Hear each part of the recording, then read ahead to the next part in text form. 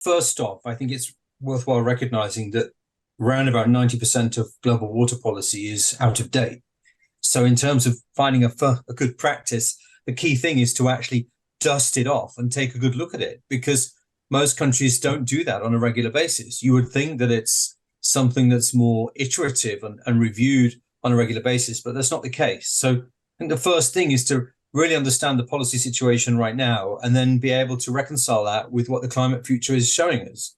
As we get better at understanding what the climate change is going to be like and how we go through these changes and shifts in hydrology and the impacts that has, we need to be able to better update our policy framework so that we are fit for purpose, really, and ready to take those things forward.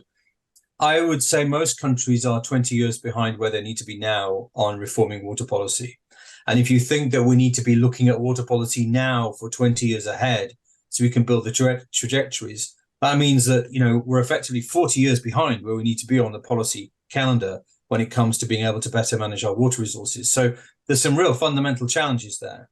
I think there are good things happening in terms of looking at local frameworks and transparency frameworks for improving water governance and sharing water resources between countries.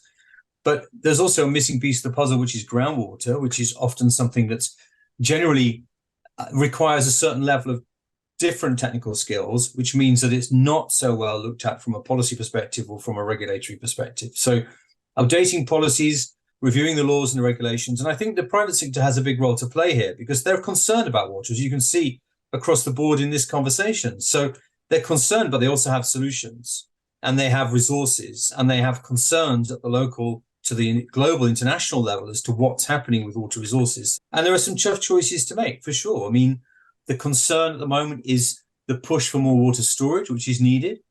And at the same time, water storage means that you are letting less water flow for other needs, including those of the environmental needs and ecosystem purposes. So that also means that it brings biodiversity risks to the situation, because when you impact the flow of a river, you impact, therefore, the availability of our natural systems to respond to it.